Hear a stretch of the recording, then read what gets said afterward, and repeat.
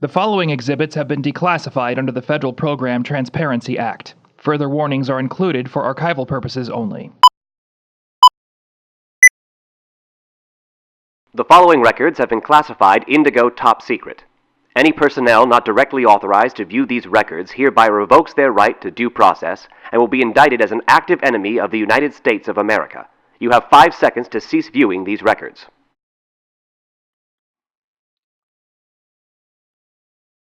On June 22, 1977, the Bureau of Applied Defense Development took steps to assure America's ongoing dominance in the space race by using cutting-edge Apollo technology in tandem with nuclear rocket propulsion in development at Hughes Apex Aerospace to launch Project Icarus, piloted by Captain Wick Pierce, formerly of the United States Air Force, on a manned, one-way, 8-year mission to Saturn's moon of Titan.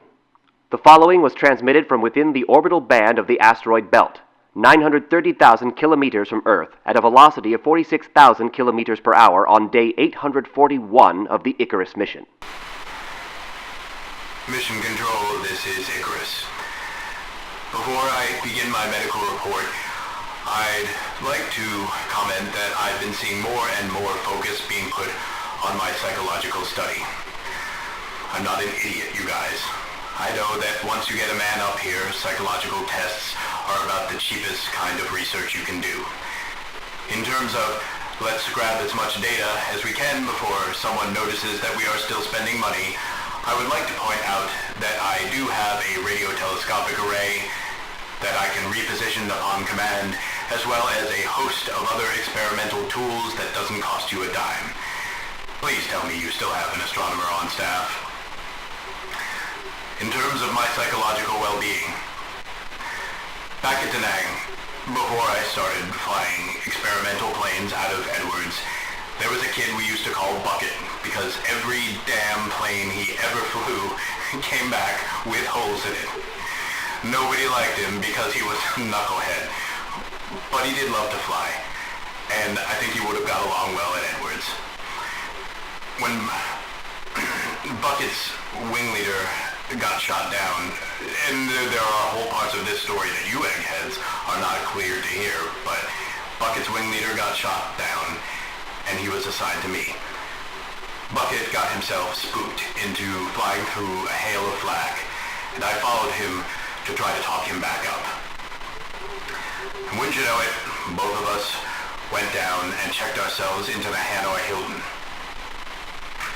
To this day, I am convinced that losing that aircraft was the reason I never got along well at Edwards. And the Foxtrot uniform thing about it was that the whole thing only happened because I do not hang a winning man out to dry. But anyway, Bucket and I were held up for about 8 months. Or maybe he died before that. But anyhow, I got out, and I did not see Bucket again. Until about 6 months into the mission. My heart jumped up like a jackrabbit the first time it happened. I don't know if you remember, but you asked me about it.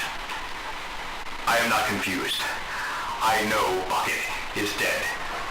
And all of this is in my file, so I can only assume that you eggheads saw something like this coming a mile away. It's your goddamn fault for sending a man up here for 8 years with no whiskey. Under the circumstances, I think I'm doing pretty goddamn great. And this is not a reason to start pulling men off the Icarus project. As far as mission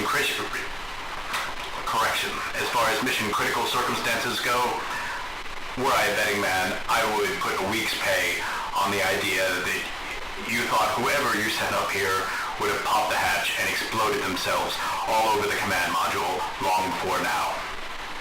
I have not done that. I am going to Titan.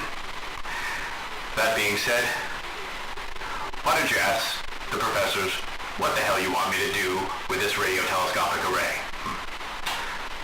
Icarus out.